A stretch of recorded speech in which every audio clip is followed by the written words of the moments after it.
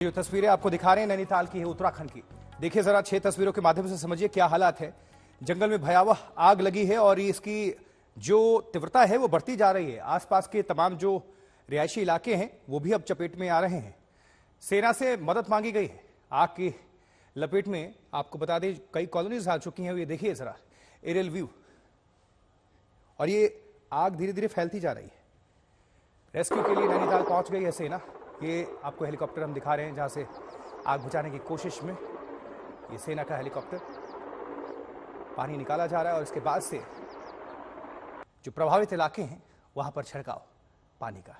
तो सेना से मदद मांगी गई, हेलीकॉप्टर को भी अब काम पर उतार दिया गया है। लेकिन जो आग है वो कई दिनों से लगी हुई है, वो बुझने का नाम नहीं ले रही है।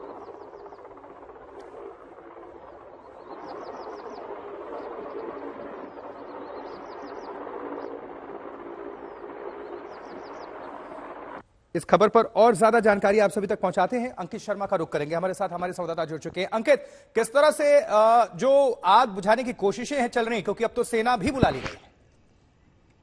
सब पूरे अंदर आग लगी इसके। अंकित, अगर आप सुन पा रहे हो तो जानकारी। जी बिल्कुल आशुतोष, देखिए नैनीताल में जिस तरह से। जी आशुतोष, क्या आप मुझे सुन पा रहे हैं? बिल्कुल बिल्कुल। जी आशुतोष, नैनीताल में जिस तरह के नज़ारे देखने को मिल रहे हैं, भयावह नज़ारे हैं, और जिस तरह से जंगलों में आग बढ़ती हुई दिख रही है, भीमताल, सातताल और जो नैनीताल के ऊपर के क्षेत्र हैं, जो भीमताल अल्मोड़ा रोड है, वहां पर भी लगातार पिछले कुछ दिनों से आग जल रही थी। और जब ये रिहायशी इलाकों में आने लगी, वहां पर एक एयरफोर्स बेस भी है, तो इसके बाद एयरफोर्स की और आर्मी की मदद ली गई, जिसमें MI-17 ने भीमताल लेक से पानी भरा और आग को बुझाने की कोशिश जारी है।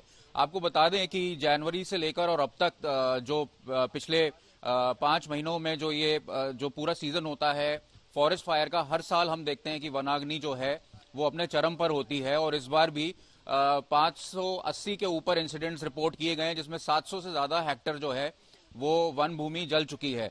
इसमें कुमाऊं सबसे ज्यादा अफेक्टेड है, और कुमाऊं के जो बागेश्वर नैनीताल क्षेत्र हैं और निचले क्षेत्र की अगर हम बात करें तो चंपावत के जो आसपास के क्षेत्र हैं वहां पर भी वनाग्नि देखी जा सकती है। इसके साथ साथ गढ़वाल में पौड़ी, चमोली और टिहरी के जो क्षेत्र हैं, यहां तक कि जो देहरादून के ऊपर जो उत्तरकाशी हाईवे पर जो क्षेत्र हैं वहां पे भी वनाग्नि लगातार बढ़ रही है। अब क्योंकि देहरादून के आसपास के क्षेत्रों में आज बारिश हो रही है तो राहत की खबर है, और वनाग्नि को देखते हुए मुख्यमंत्री पुष्कर सिंह धामी ने भी अभी बैठक बुलाई थी और 24 घंटे अलर्ट रहने को कहा था, क्योंकि चारधाम भी 10 मई को शुरू होने वाली है। और चारधाम का जो हाईवे है, ऋषिकेश बद्रीनाथ हाईवे, वो काफी वर्नेबल रहता है। ज्यादातर जो हमने देखा है कि जो क्षेत्र रहते हैं वो फॉरेस्ट फायर के लिए वर्नेबल रहते हैं, और फॉरेस्ट फायर वहां पर देखी जाती है। तो इससे बचने के लिए यात्रियों को और आम लोगों को खतरा से बचाने के लिए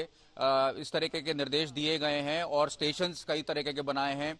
जो रिजर्व फॉरेस्ट हैं वहां पे कॉर्बेट में भी 130 के करीब स्टेशंस बनाए गए हैं। फायर सर्विसेज को अलर्ट रखा गया है।